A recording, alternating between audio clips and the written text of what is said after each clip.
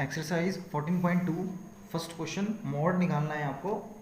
ठीक है, 14.1 एक्सरसाइज में मीन निकालना सीखा था वो तीन मेथड से, direct method, assumed mean method और स्टेप डेविएशन मेथड। इस एक्सरसाइज में मैं आपको मॉड निकालना सिखाऊंगा।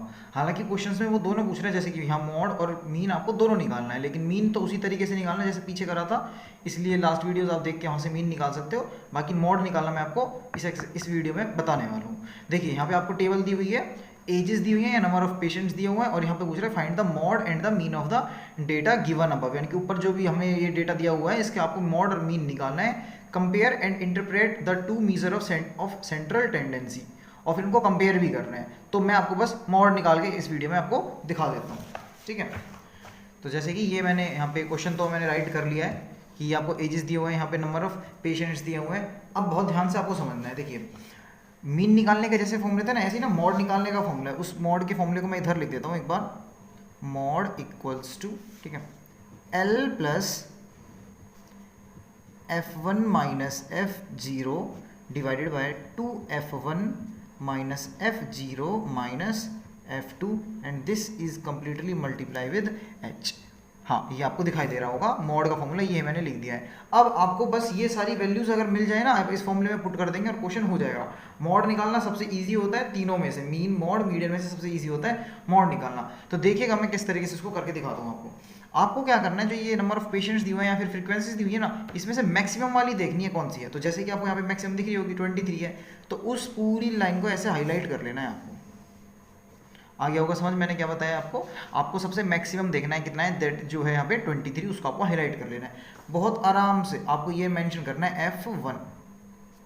ठीक है, अब उससे ऊपर वाली जो क्लास है ना, कोई भी, हमें नंबर से मतलब नहीं है। ये मत सोचना 23 के बाद छोटा नंबर 21 है इसलिए ये करा है, इससे कोई मतलब नहीं है वो छोटा है या फिर कुछ और भी है। हालांकि छोटा होगा लेकिन जरूर नहीं हो, इसके जस्ट रेगुलर यहाँ पे 11 भी आ सकता है, उससे हमें कोई मतलब नहीं है यहाँ पे क्या है। बस आपको ध्यान रखना है इससे ऊपर वाली क्लास जो होती है वो होती है F0, कहीं कहीं पे इसे F0 भी बोलते हैं, तो आप थोड़ा ध्यान रखिएगा। और इसके नीचे वाली क्लास होती है F2। समझ गया? F1 आपको पहले देखना है, उस क्लास को हाईलाइट कर लेना है, देन ऊपर F0 और फिर यहाँ पे F2। क्वेश्चन एक नंबर का आएगा और वो पूछेगा बस आपसे मॉडल क्लास कौन सी है, तो आपको ये क्लास बतानी है, ये क्लास कौन सी है, मॉडल क्लास। ठीक है, ये भी आपको ध्यान रखना है। मॉडल क्लास का वो इंटरवल पूछे तो 35 से 45, फ्रीक्वेंसी पूछे 23, मॉडल क्लास की लोअर लिमिट पूछे 35, अपर लिमिट पूछे 45। ठीक है, तो यहाँ पे देखो फॉर्मूले में लगने के लिए F1 F0 F2 चाहिए, तो मैंने आपको बता दिया F1 F0 F2। अब दो चीज़ें बच गई, एक L और एक H। मैं इन दोनों के बारे में आपको बता देता हूँ। L का मतलब तो होता है लोअर लिमिट, लोअर लिमिट यानी कि लोअर लिमिट देखनी है। अब लोअर लिमिट यहाँ पे बहुत सारी, आप कौन सी लोगे, आपको लेनी है जो आपकी मॉडल क्लास है उसकी लोअर लिमिट, वो कितनी है 35, इसलिए आपका L कितना हो गया 35। नेक्स्ट H होता है आपका, H होता है क्लास साइज, यानी कि इनके इंटरवल्स के बीच में गैप कितने का है, क्लास साइज कितना है। तो आप वो तो इजीली देख सकते हो, 45 में से 35 माइनस करके निकाल दो तो 10 आ रहा है, तो क्लास साइज यानी कि H हो जाएगा आपका 10। ठीक है, अब आपके पास सारी वैल्यूज है, बस बड़ी शांति से इस फॉर्मूले में लगा दो यहाँ पे। Mode equals to what, L की वैल्यू कितनी है 35 प्लस F1 की वैल्यू कितनी है यहाँ पे आप देख सकते हो 23, माइनस F0 की वैल्यू कितनी है 21, डिवाइडेड बाय, देखो यहाँ पे प्लीज आप ये स्टेप ध्यान से रखना, यहाँ 2F1 है तो आप 2F1 मत लिखो, मेरा मानना ये है पहले से F1 के संग मल्टीप्लाई कर लो, यानी कि आपको ना 2F1 निकालना है, उसको पहले ही निकाल लिया करो। 2 इंटू F1 की वैल्यू कितनी है 23, उसका डबल क्या होगा 46, तो आप यहाँ पे सीधा 46 लिखा करो, 2 का फंडा ही छोड़ दो। ठीक है, देन F0 जो आपका 21 है और देन F2 जो आपका यहाँ पे 14 हो गया। ठीक है, this whole is complete multiply with H, और क्लास साइज आपने यहाँ पे लिखा हुआ कितना है वो 10। अब बस थोड़ा सा कैलकुलेशन है ये तो, mod equals to 35 plus 23 minus 21 is your 2, 46 as it is लिख देता हूँ, माइनस इन दोनों को ऐड कर लेते हैं, 2 और 1 3 और then 35 multiply with 10। Mod equals to 35 plus 2 divide by, ये हो जाएगा आपका 11 और 10 की मल्टीप्लाई 2 से कर देता हूँ 20।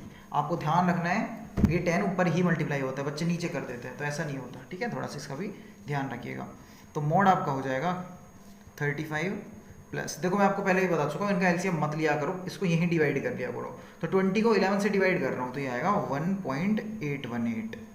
ठीक है। अब ये मैंने कैसे डिवाइड करा मैं आपको बहुत शांति से इस चीज़ को समझा देता हूँ, देखिएगा थोड़ा एक्स्ट्रा है आपको, पर ध्यान रखिएगा। जैसे मान लो 2 को डिवाइड करना था मेरे को किससे, 11 से, तो आपको ये देखना है नीचे क्या है 11, तो ऊपर वाले नंबर की मल्टीप्लाई करनी है 9 से बस, ठीक है। ऊपर वाले 9 से मल्टीप्लाई करते तो 9 2 जा 18 और पॉइंट सबसे पहले लगा देना, तो देखो 18 आंसर आएगा। जैसे मान लो मुझे डिवाइड करना है 7 डिवाइड बाय 11, ठीक है। नीचे आपने देखा 11 है, जस्ट 9 से मल्टीप्लाई कर दो ऊपर से, ऊपर वाले नंबर की, तो 9 7 जा 63, पॉइंट यहाँ आ जाएगा।